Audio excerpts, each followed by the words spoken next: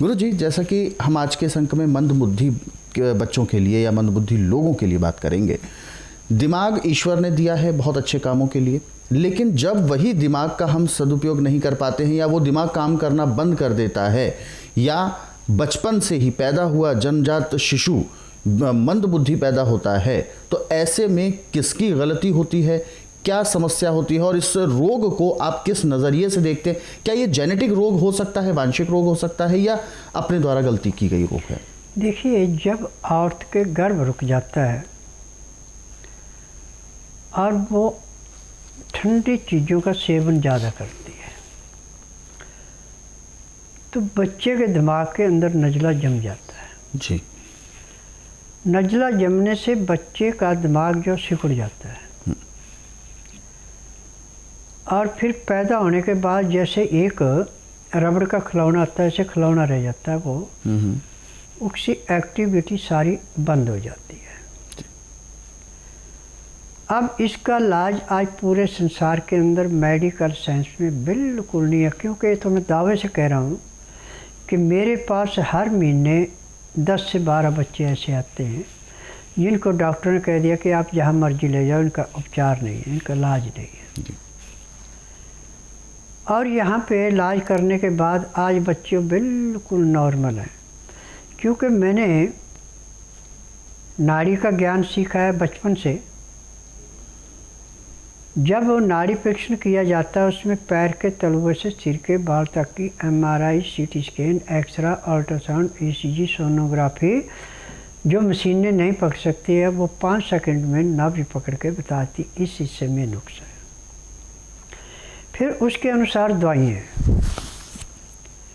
मंदबुद्धि बच्चों को सबसे ज़्यादा दवाई नाक में डाली जाती है और आँख में डाली जाती है, सिर की मालिश ज़्यादा की जाती है। ऐसे तो पूरे शरीर की मालिश की जाती है, तेल बनाए गए हैं। तो जैसे बच्चे के नाक में दवाई डाली जाती है तो जो बच्चा चलाता है उसका चलाना बंद हो जाता है जी। जो बच्चा थोड़ी थोड़ी देर में झटके लेता है उसके झटके बंद हो जाते हैं जी। जब ठीक ढंग से दवाई खिलाते हैं तो जिस दिन आश्रम में आते हैं उस दिन के बाद बच्चे के अंदर दिन दोगुने रातें चौगुनी परिवर्तन आता है। 15 दिन की दवाई दी जाती है, 15 से फालतू दवाई नहीं देते, ना 15 से कम देते हैं। तो 15 दिन में जो बिल्कुल डॉक्टर ने कह दिया कि इसका पूरे संसार के अंदर इलाज नहीं है, 15 दिन में उसमें 35 से 40% आराम मिल जाता है। 1 महीने में उसको 50 से 60%, 70% तक भी आराम मिलता है। 2.5-3 महीने में उसका रोग समाप्त हो जाता है और वो तीव्र बुद्धि बच्चा निकलता है। अब ऐसे आपको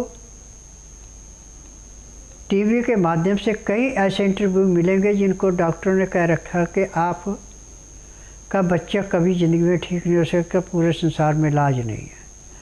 आज वो बच्चे बिल्कुल ठीक है और पढ़ाई में इतने अच्छे निकले हैं कि जो उनसे 3-3, 4-4 साल आगे पढ़ रहे थे उनकी बराबरी वो करने लगे।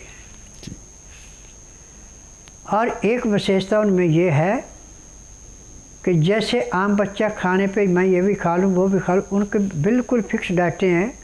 जो टाइम उनका खाने का उसी टाइम खाएंगे, आगे पीछे वो नहीं खाते। 24 घंटे उनका मुंह नहीं चलता।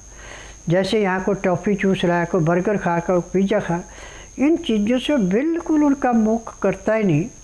अपने खाने में समय के ऊपर जो भी चीज़ उनको चाहिए वो लेते हैं, फालतू चीज़ें वो नहीं खाते। ये भी इसमें एक बड़ी विशेषता है।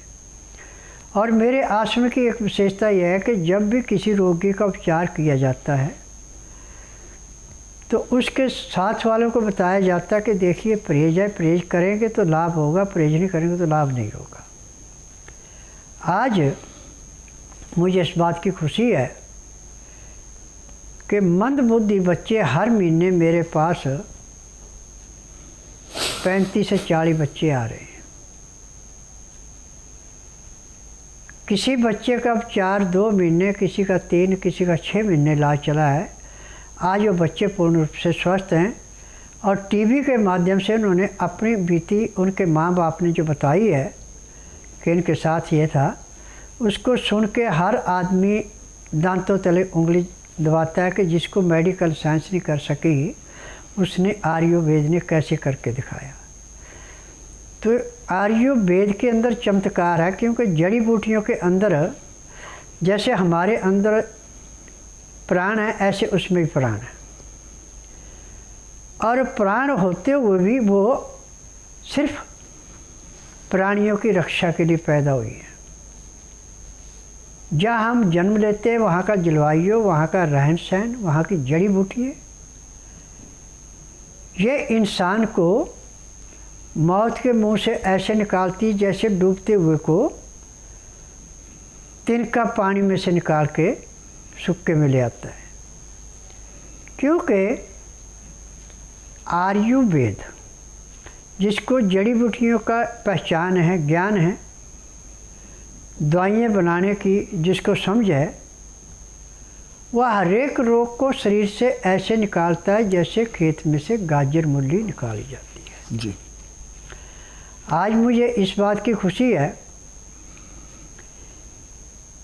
कि मेरे पास पूरे संसार से रोगी आ रहे हैं। जहाँ जहाँ पे हिंदी समझने वाले हैं वो तो बड़े आराम से समझ जाते हैं। जो हिंदी नहीं समझते, अंग्रेजी समझते, दूसरी भाषा समझते हो, हिंदी वाले को मेरे प्रोग्राम को दिखाते हैं, फिर उससे उसका ट्रांसलेशन करा के फिर फ़ोन पे बात करते हैं।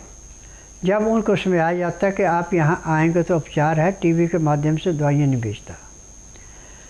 जब वो यहाँ आके उनका नाड़ी परीक्षण करके उनको बताया जाता है, तो जो हिंदी से ट्रांसलेशन करके उनकी भाषा में उनको समझाने वाला वो सारा कुछ समझाता है।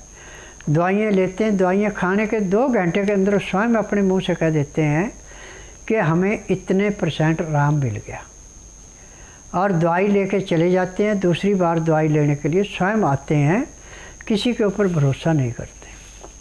परंतु यह कि आज पूरे संसार से शाम को 4 से 5 के अंदर मुझे 1 भी मिनट कान से फ़ोन नहीं हटाना पड़ता। एक को जितने में जवाब देते हैं इतने में दूसरे फ़ोनों पे घंटियाँ बजी होती हैं। तो 1 घंटे में मुझे कम से कम 70 से 80 फ़ोन सुनने पड़ते हैं। किसी से 20 सेकंड बात होती है, किसी से 1 मिनट बात होती है, इससे ज़्यादा टाइम नहीं लगता। उनको समझाया जाता है कि ये मेरा उपचार है और ये आने का तरीका है, बस इतनी बात की जाती है। जब वो आके अपना उपचार कराते हैं, उनको लाभ होता है, तो एक ही बात कहते हैं कि स्वामी जी आपने साइंस को फेल कर दिया। तो मैं कहता हूँ साइंस फेल नहीं है, ये अंग्रेज़ और जो हमारी पुरानी सरकार थी वो फेल कर गई, क्योंकि उन्होंने आयुर्वेद को मान्यता दी नहीं, और जो नाड़ी का ज्ञान सीखने सिखाने वाले थे उनको मान्यता नहीं दी, बल्कि उनके ऊपर उल्टे सीधे केस बनाते रहे। और जो आज आयुर्वेद, यूनानी, होम्योपैथी, नेचुरिस्ट की जितनी भी यूनिवर्सिटियाँ बनी हैं, इनमें सिर्फ थ्योरी पढ़ाई जाती है, प्रैक्टिकल बिल्कुल नहीं है। परंतु मैंने विद्या प्रैक्टिकल से सीखी है, मैंने किसी यूनिवर्सिटी से विद्या नहीं सीखी है।